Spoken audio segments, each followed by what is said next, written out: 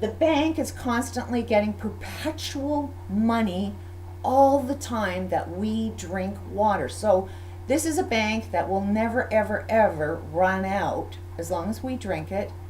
And even just 1 penny a day will make this bank grow. Now, as a consumer of the water, you need to go to work. This will fund if you have a good idea. Okay, any good idea, you go to the bank and we fund you. The bank will give you a loan for any good idea that's good for humanity, that puts people to work. We will fund you. It will be a loan, but it's like if you're a loan, you only had to pay 1 penny a month. If it was only 1 penny a month that you had to pay back to the bank, you won't even notice that you're paying back a loan. You won't notice that penny, but that still makes the bank grow because it's going to constantly get money from the consumption of it, but when it puts out, it's also getting money back in. So it's never, ever, ever possibly lose. But when the process of funding a good idea is has to go through that process of complaints, and solutions. It's part of your solution to whatever problem you have. That's your purpose. Why did you experience a problem if you weren't meant to be part of the solution? And being part of the solution means someplace within your solution there's a good idea that needs funding. So that would be your economic system. That's your education system. Now, your justice system, one thing you got to learn is you're all biased. You all have a perspective. I have one. There's always going to be an opposing viewpoint. How you view your world, how you make your judgments is going to be based on everything that you know. And because the other guy that's having a problem completely different than you, he can never understand your point of view. So in your biased, well, first of all, what's happening in your justice system, you have police, okay, that are educated. And frankly, I've ran into the police that stopped me, and I asked them, you're a little paranoid, to be stopping. Don't you think you're a little paranoid? I wasn't doing anything wrong. And the cop actually said, because I asked him specifically because I wanted an answer, yes or no, to the paranoia. The cop said that he was educated to be paranoid. So the police will go on to any scene with a paranoid schizophrenic mindset and see things that aren't necessarily there based on his bias. He wants to see a problem. So he will blame it on anybody as long as he can say he's the hero that caught a guy. Doesn't necessarily mean it was the right guy, because this guy can't tell the difference between right or wrong. Then it goes to a judge. Okay, now the judge is biased and prejudges. So the police prejudge something, and then a judge prejudges based on, if you want to go and solve a problem, if this is the problem, in order to solve the problem, okay, this is more like what a problem is. You got fractions, not a whole. Okay, so in order to find justice, you need information that puts the puzzle together.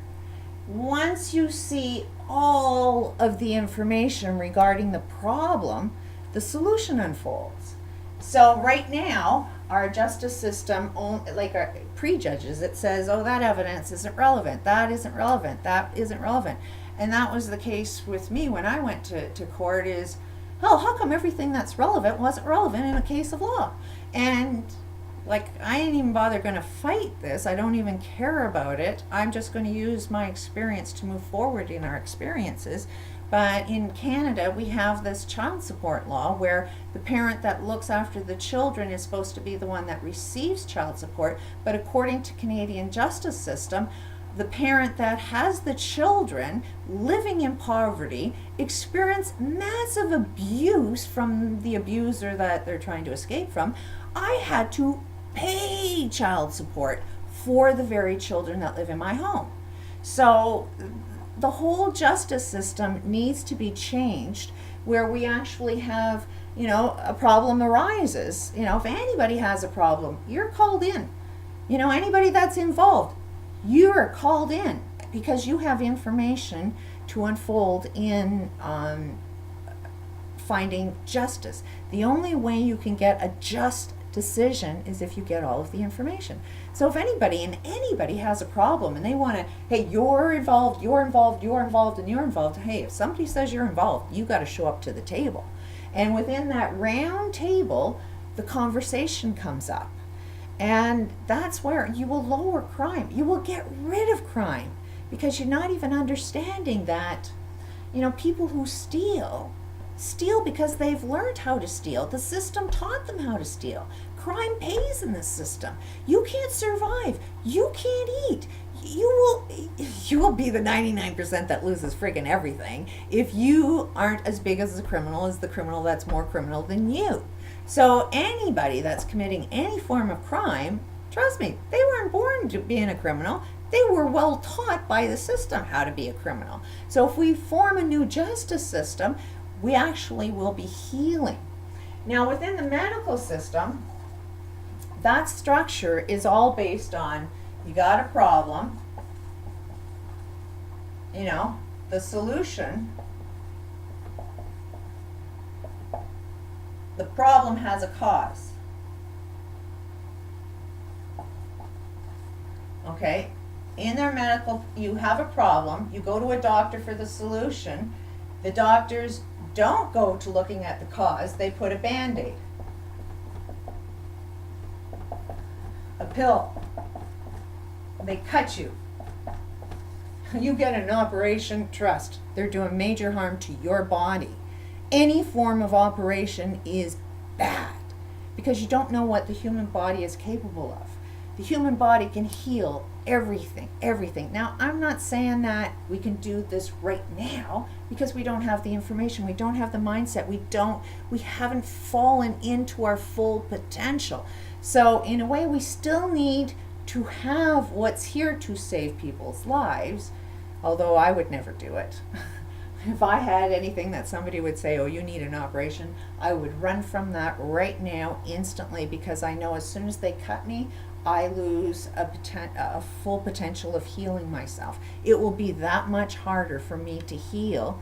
So I always look at causes. If I go into a doctor with a problem, I want the doctor to show me the cause that's creating this problem, because maybe I'm not seeing it. And a doctor should be educated enough to say, this is the cause of your problem. And the medical system and the justice system cannot point a finger to the economic system, because we earn our money off of causing. Our economic system is the cause that's causing health problems. So that's why the medical system can never tell you what the cause is, because then everybody's going to be unemployed because we don't know how to do it right. So we can't go in this direction anymore. That's going to be the difference within our economic systems. So our food, transportation, everything to do with our economic system has to be involved with, like what I suggested. If you got a good idea, should be funded, because there are no good ideas going on right now. Everything that we do, all of the stuff and how our stuff is made, is done wrong, and it needs to be done differently. So if you are skilled in anything that is food, transportation, housing, even the money, to be able to do what I was saying, that water structure, there's a lot of people. Anybody that's in the banking system, get to work within this other system. Like everything within here is work. It's a good idea that you need to have within this structured system that can be funded. And it is a matter of matching it up, because if you have a good idea, what do you need? How many workers? So you need to get, if you have a good idea, then you post that, you tell them what your needs, and then a lot of other people say, hey, I'll get on board. Anybody that's working within this good idea gets paid equally, because It's not just the guy that's got the good idea, because let's just face it, the guys with the good ideas are the ones that are destroying the planet, and they're the friggin' greedy ones. So all have to make equal money. A good idea is nothing without the workers. So you basically, if you can help this idea, and it puts everybody to work, you're all contractors. You're all business partners, working together to make something work. And that is why the banking system would fund something like that, because the more people that get involved in doing one job, it puts everybody back to work. And you're not paying taxes. You don't need to fund that thing. That thing is funded every time you drink water. So you don't have to worry about it. Now, the political structure, guess what? We don't need a leader. We need that system that we're building now, where you put your complaints, solutions, we solve our own problems. We get rid of all nonprofits. That is something that we definitely need to do, is get rid of all nonprofits, because this is the problem, and nonprofits are the legs that hold the problem up. So anybody that's giving to any form of nonprofit, it's the same as food banks. A lot of really nice, loving people give food, but when I needed food, I was more pissed off that you weren't looking at the reason why I needed food. I'd rather have a lot of people on my, having my back and seeing that, hey, you know what? I was going through abuse. That abuse was apparently legal.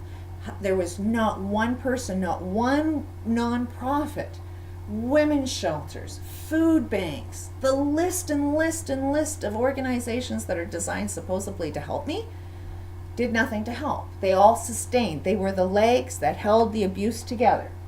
So that is one problem. Communication, we need to start censoring ourselves, because if you want to put destruction, any suggestion of destruction, trust, you're programming the world to be mentally insane and destroy the planet. You cannot in any way, shape, or form in our communication systems make any suggestion that is destructive.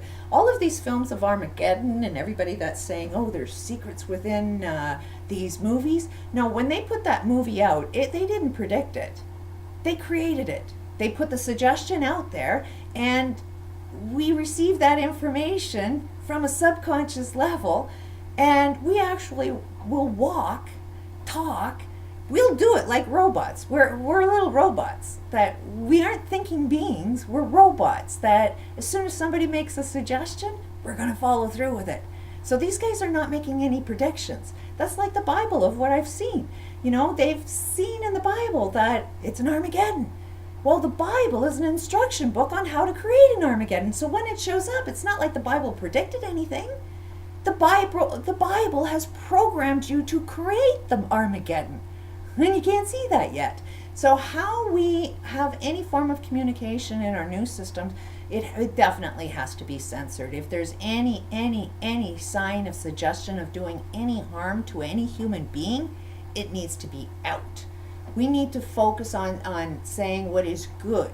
What is a good suggestion? How do we be good to humanity? How can we find excitement and fun and joy and a good laugh and, that on the edge of your seat without destroying anything?